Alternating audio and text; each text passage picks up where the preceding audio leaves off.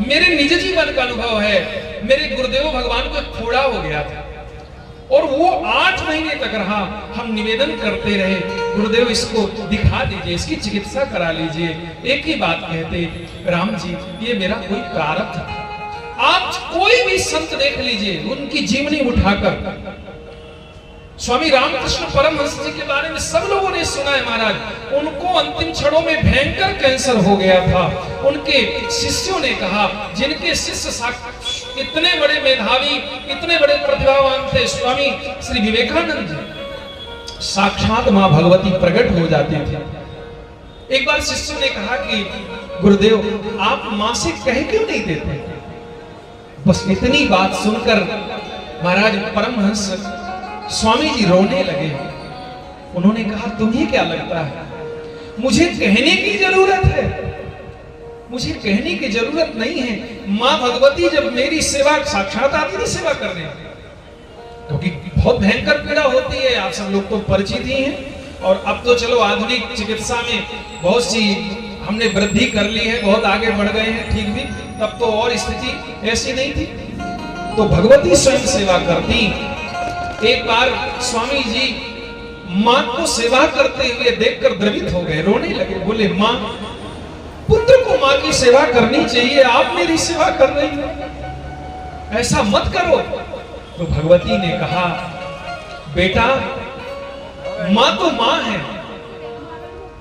लालन पालन करके पुत्र को बड़ा करती है, सेवा करती है। और अब तुम इतने बड़े हो गए हो कि तुम्हें मां से सेवा कराने में संकोच होता है। बेटा तो हमेशा बेटा रहता है।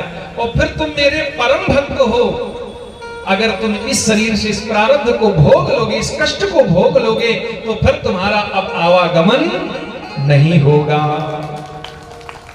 इसलिए यदि हमारे शरीर पर भजन करते हुए, भगवान की भक्ति करते हुए कभी कोई कष्ट आ जाए, तो उसके लिए पश्चाताप मत करिए, उसके लिए भगवान की कृपा को स्वीकार करिए। ये प्रमाण है कि भगवान आपको अपने नजदीक बुलाना चाह रहे हैं, ये प्रमाण है महाराज। इसलिए विषयों से बचिए, भजन करते हुए आवत देखत विषय बयारी। इस समस्त इंद्रियों पर देवता बैठे हुए हैं, और ये देवता जैसे ही हम भजन की ओर बढ़ते हैं, यज्ञ की ओर बढ़ते हैं, धर्म कार्य की ओर बढ़ते हैं, तो ये विघ्न डालते हैं, ये विघ्न डालते हैं महाराज। ये सोचते हैं कहीं ये तपस्या करके, इतने यज्ञ करके और कहीं आगे न बढ़ जाए। इसलिए आप लोग, सब लोग जुड़े हुए इस यज्ञ कार्य में। कई बार वैसे भी मन में विचार आते होंगे, तमाम लोग आपको नाना प्रकार की बातों से भरमाते भी होंगे। नहीं नहीं, देखो रमाकांत जी तो उनको बहुत पूछते, तुम्हें तो पूछते, तुम तो जबरदस्ती लगे पड़े हो। आपको रमाकांत जी से लेना देना नहीं है, आपको यहाँ किसी से लेना देना नहीं है, आपको सिर्फ भगवान से लेना देना है। आप तो उनसे जुड़े हुए हो। ये तो सब मूर्ति मंत्र दिखाई पड़ रहे हैं, ये उनकी सब मूर्तियां हैं, बस यही मान करके आप इनको सबको स्वीकार करो और प्रेम से जुड़ो, भाव से जुड़ो, श्रद्धा भक्ति से जुड़ो महाराज। फिर कोई विघ्न नहीं आएगा, फिर कोई वासना नहीं आएगी। नारद जी को देखा और तुरंत कामदेव को बुलाया इंद्र ने और कहा, जाओ जाकर विघ्न उत्पन्न करो। लेकिन विचार करिएगा आप लोग। कामदेव गया, बड़ी बड़ी देवांगनाओं को ले गया, सुंदर सुंदर मेनका, रंभा, तिलोत्तमा आदि अप्सराएं साथ में गई। नारद जी को लुभाने का बहुत प्रयास किया। कामदेव जब जाते हैं ना, तो जहां पर जाते हैं वहां पर सुंदर बसंत ऋतु का निर्माण हो जाता है। सुंदर सुगंधित हवाएं चलने लगती हैं, ऐसा लगता है चारों तरफ इत्र का छिड़काव कर दिया गया है। ये प्रभाव है कामदेव का भी। आज ही कथा में अभी जन्म होगा, तो महाराज गोस्वामी जी लिखते हैं वहां पर, चली सुहावनी त्रिविध बयारी, काम कृशानु बढ़ावन हारी। ये कामुकता को बढ़ाता है। जब भी हम कोई बहुत अपने आप को सुंदर बनाने के लिए इत्र आदि का प्रयोग करते हैं, तो आप देखिए आपकी चित्त में, आपके मन में प्रभाव बदलेगा। बदलेगा, चिंतन बदलेगा। इसलिए महाराज संत लोगों के जीवन में आपने देखा होगा बहुत सौम्यता होती है, बड़ी सहजता सरलता होती है। सामान्य वस्त्रों को पहनना, सामान्य जीवन प्रयोग करना, ये महाराज संतत्व है। ठीक है, हम लोग गृहस्थ जीवन में हैं, समाज में हमको रहना है, तो अपने आप को आप व्यवस्थित रखिए, सुंदर बना के रखिए, बहुत अच्छी बात है। लेकिन कभी इसका गलत प्रयोग ना होने पाए, इसका भी आप ध्यान रखिए। अपने आप को भगवान से जोड़कर जरूर रखिए। जो कामदेव ने पूरा प्रभाव दिखाया, लेकिन नारद जी के मन में जरा सा भी काम का कोई प्रभाव नहीं हुआ। सारे देवता महाराज बहुत आश्चर्य में पड़ गए, श्रीहत होकर चरणों में गिर पड़े कामदेव। नारद जी ने आंखें खोली, अरे कहा काम तुम यहां क्या कर रहे हो? बसंत ऋतु का निर्माण देखा, सारी अप्सराओं को देखा, कामदेव ने सोचा अब तो श्राप पक्का मिलेगा। लेकिन नारद जी को क्रोध नहीं आया और कामदेव को क्षमा कर दिया। तो कामदेव जब गए और इंद्र के दरबार में जाकर के कामदेव ने कहा कि महाराज नारद जी तो महाराज परम वीतरागी संत हैं, उनके मन में तो कोई आपके पद की, प्रतिष्ठा की, मान सम्मान की कोई लालसा ही नहीं है, वो तो भगवत प्राप्ति हेतु धर्म कार्य से जुड़े हुए हैं। इंद्र ने कहा कि इतनी बड़ी योजना मैंने बनाई और काम के प्रभाव से भी आज प्रभावित नहीं हुए नारद जी, निश्चित ही भगवान की बहुत बड़ी कृपा है। और वहां पर गोस्वामी जी लिखते हैं कि ऐसा क्यों हुआ? सब सुनी सब के मन अचरज आवा, आश्चर्य हुआ।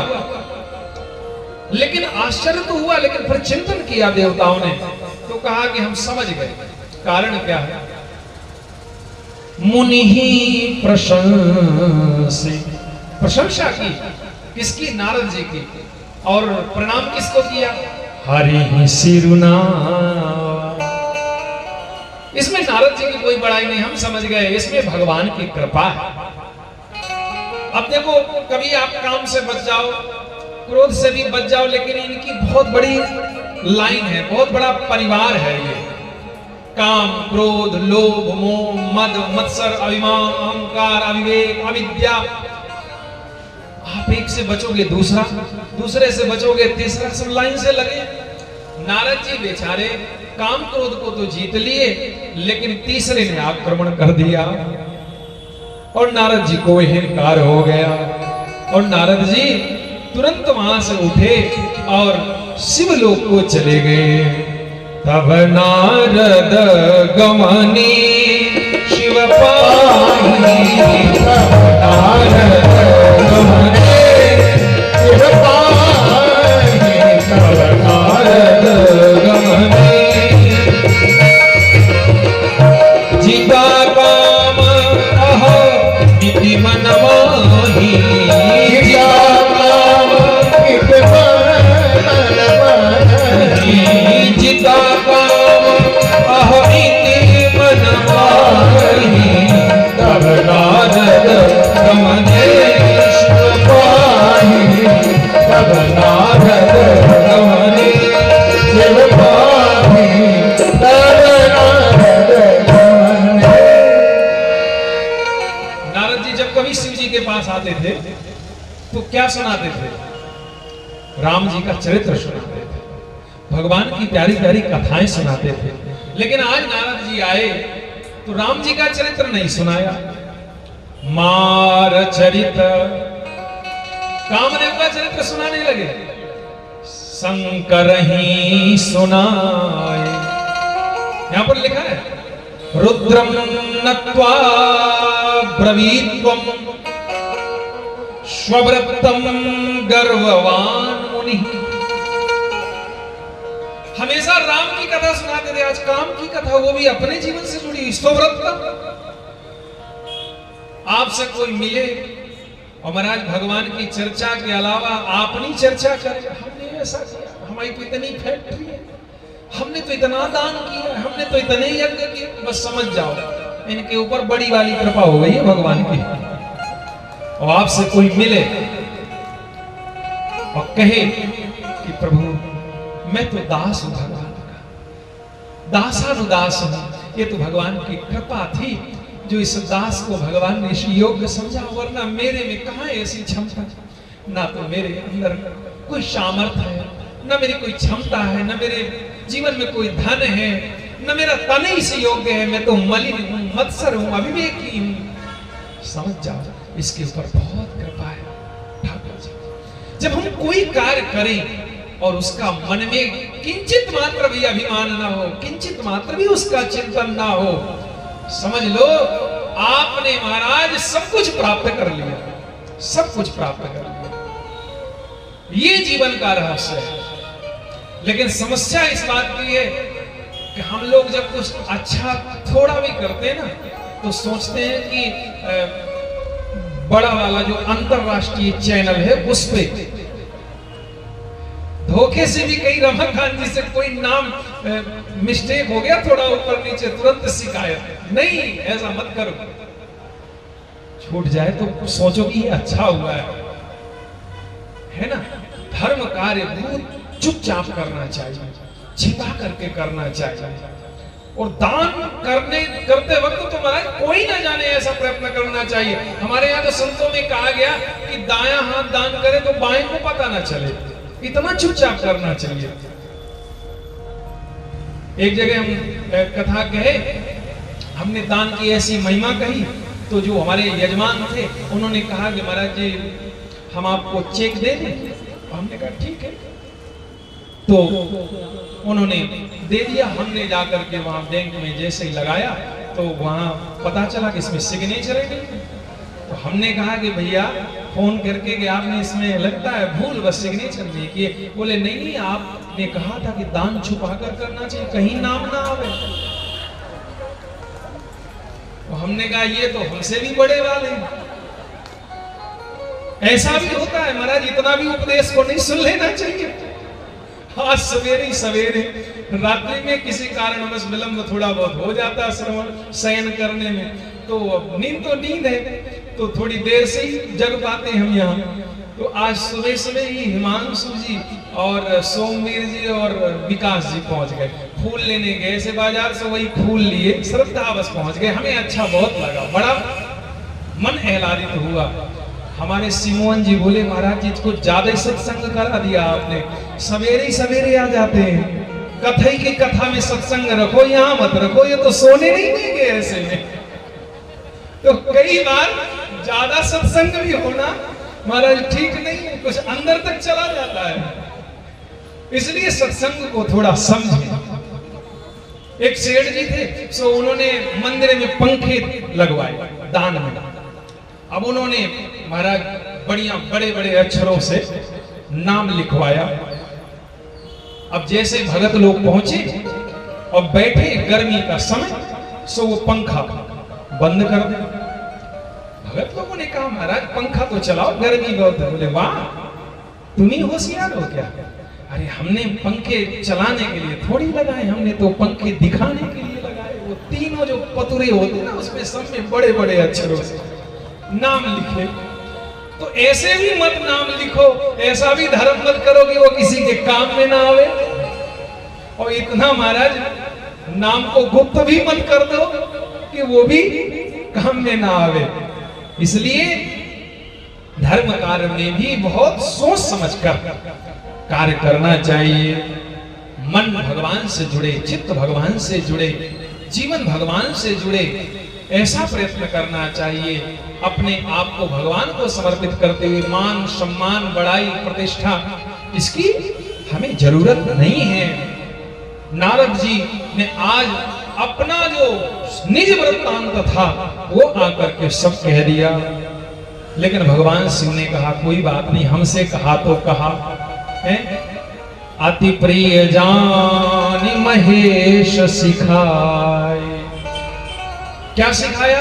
बोले देखो हमसे कह दिया तो कह दिया, लेकिन कभी भगवान विष्णु मिल जाए अब वो तुमसे पूछ ली, अपनी तरफ से तो कहने ही मत।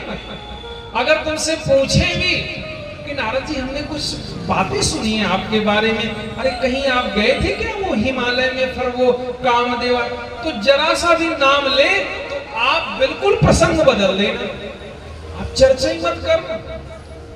नारद जी ने कहा हम समझ गए महाराज, जल्दी वहां से उठे और बस चले गए। बोले इनको अच्छा नहीं लगा, क्योंकि इन्होंने भी महाराज काम को जीता था, लेकिन ये क्रोध को नहीं जीत पाए, भस्म कर दिया था। हमने तो काम को भी जीत लिया और क्रोध को भी जीत लिया। अब तो हम इनसे एक सीढ़ी ऊपर हो गए हैं, हमारा पद लगता है ज्यादा बढ़ गया है, इसलिए इनको ये बात अब खटक रही है, इसलिए हमको मना कर रहे हैं। और तुरंत वहां से उठकर नारद जी महाराज भगवान विष्णु के लोक की ओर चले गए। वो स्वामी जी महाराज लिखते हैं, नारदो थययौ शीघ्रम विष्णु लोकम विनष्टधे। जहां भी नारद जी जाते थे सब लोग यही समझाते थे, ब्रह्मा जी के पास भी गए थे, ततः सा मुनिवर्यो हि ब्रह्मलोकम जजानः। तो ब्रह्मा जी ने भी यही बात समझाई, लेकिन नारद जी ने किसी की नहीं सुनी और तुरंत जाकर के भगवान विष्णु का दर्शन किया। गोस्वामी जी लिखते हैं, एक बार कर तल कर मीना, एक बार कर तल कर मीना, योगत हरे गुण ज्ञान प्रवीणा, योगत हरे गुण ज्ञान प्रवीणा। हर्ष मिले रमानिकेता, हर्ष बैठे आसन ऋषि समेता, बैठे आसन ऋषि समेता, बैठे आसन। महाराज भगवान की बड़े चतुर है। नारद जी हमेशा आते थे, लेकिन आज पहली बार भगवान ने नारद जी को अपने बगल में बिठा लिया। बगल में जैसे ही बिठाया, आप विचार करना, ज्यादा बड़े लोग आपको अपने बगल का स्थान देने लगे, गले से लगाने लगे, अपने घर बार बार बुलाने लगे, समझ जाओ इनका कोई निश्चित स्वार्थ। भगवान बड़े महाराज कोट की हैं। नारद जी को जैसे ही आते देखा तुरंत उठ गए अपने स्थान से। गोस्वामी जी लिखते, हर्ष मिले उठी रमानिकेता। अरे आओ आओ आओ, नारद तुरंत आगे बढ़ करके स्वागत किया। अब नारद जी तो महाराज अहंकार से युक्त थे। नारद जी ने सोचा, लगता है इनको हमारी बात पता चल गई है, और स्थान भी बगल में दे दिया। नारद जी को अब लगा, अब शंकर जी से तो हम ऊपर उठ ही गए थे, काम क्रोध दोनों को जीत लिया। अब भगवान विष्णु के हम बराबर पहुंच गए, क्योंकि शंकर जी से ये बड़े, तो भगवान विष्णु के बराबर पहुंच गए, इसलिए भगवान विष्णु ने हमें अपने बगल में स्थान दे दिया। नारद जी को पूछा कि नारद कहां थे? कुत आगम्यते तात, कहां से आपका आगमन हो रहा है? किमर्थमिह चागतः, आप बहुत दिनों में आए हैं, क्या कारण है? किमर्थम धन्यस्त्वं मुनि शार्दूलम तीर्थोहम तु तवागमा। देखिएगा, ये वाणी सुनिएगा, भगवान कह रहे हैं हम तो धन्य हो गए। अरे तुम जैसा संत जहां चला जाए वहां तीर्थ बन जाता है। नारद जी ने कहा, पहले भगवान जहां जहां जाते थे वहां वहां तीर्थ बनते थे, अब हम भी जहां जहां जा रहे हैं वहां वहां तीर्थ बन रहे हैं। निश्चित रूप से अब इनमें हमें कोई अंतर बचा नहीं है, बिल्कुल बराबर हो गए हैं हम। भगवान ऐसी वाणी का प्रयोग कर रहे हैं। नारद जी का मन एकदम अहंकार से भर गया। नारद जी ने कहा, हाँ हाँ महाराज, थोड़ा समय जरूर लग गया, बहुत दिनों में आया हूँ, वो क्या बताऊं, आपका स्मरण करने के लिए हिमालय पर बैठा। अरे मत पूछो वहां पर क्या हो गया। अरे भगवान ने कहा, नहीं नहीं बताओ तो वहां पर क्या हो गया। कहा वहां कामदेव आ गया महाराज, लेकिन कुछ नहीं कर पाया। भगवान ने कहा वाह नारद वाह, अरे एक कामदेव आया था? बोले हाँ एक ही आया था। अरे नारद कैसी बात कर रहे हो? विरा विकारस्तस्य सद्यो वै भवन्त्यखिल दुःखदा नैष्ठिको ब्रह्मचारी तुम ज्ञान वैराग्यवान सदा। भगवान ने कहा कि नारद कैसी बात कर रहे हो?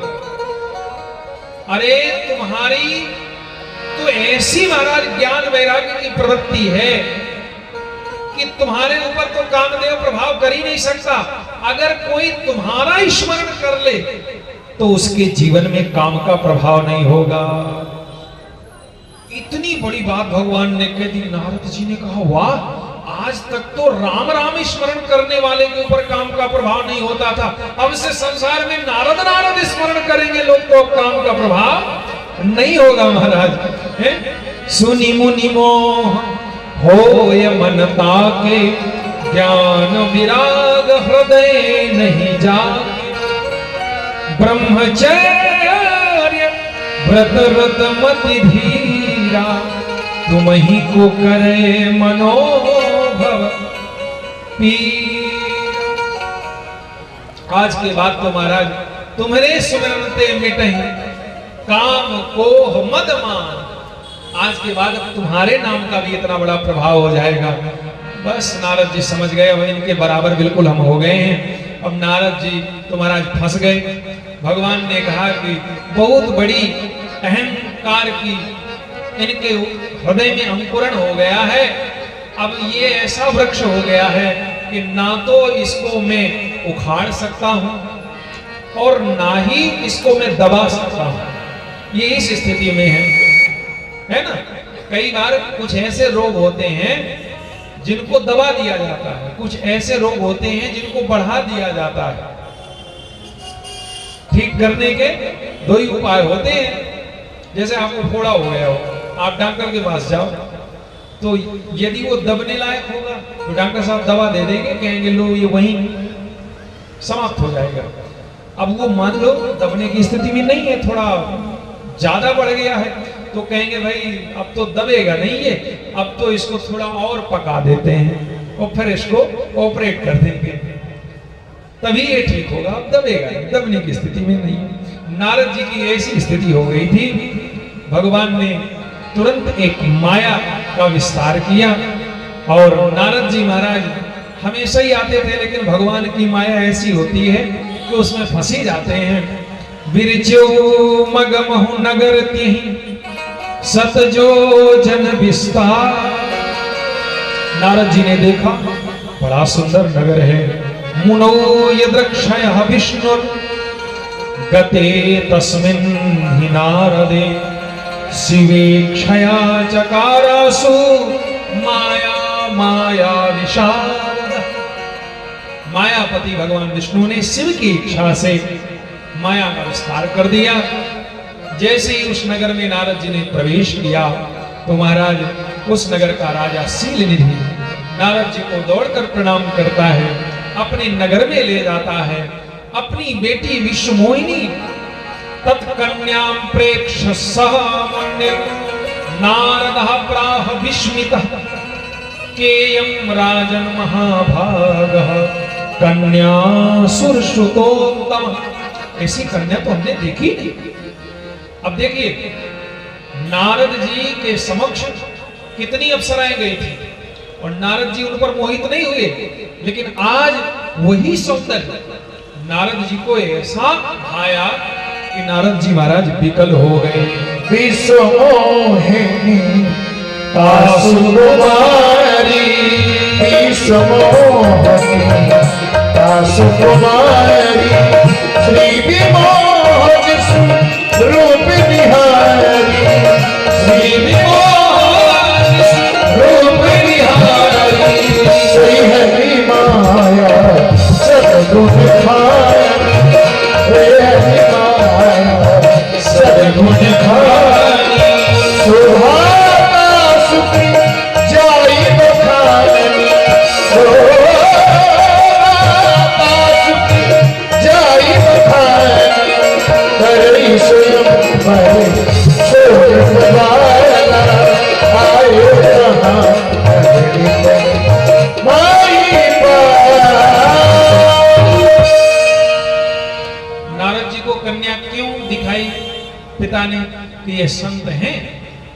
इसके विवाह का समय कब आएगा, इसके भाग्य में सुख क्या है, दुख क्या है, इसको पति कैसा मिलेगा, ये सब बातें नारद जी हमें बता देंगे। और नारद जी ने जैसे ही देखा तो महाराज ज्ञानी तो थे ही, नारद जी उसको देख के ही विकल हो गए। और नारद जी ने थोड़ी बहुत बातें बना के बताई। असल में विकलता का कारण एक तो भगवान की माया, और दूसरा कारण ये है कि मानो भगवान ये संदेश देना चाह रहे हैं कि नारद तुम तो वही हो और सुंदरता भी वही है, वहां भी अप्सराएं थी, यहां भी विश्वमोहिनी है, लेकिन वहां तुम मेरी कृपा से बच गए। सीन की चाप सके को तासु, बड़ रखवार रमापति जासु। लेकिन तुमने काम विजय पर अपनी सामर्थ्य मान ली कि मैंने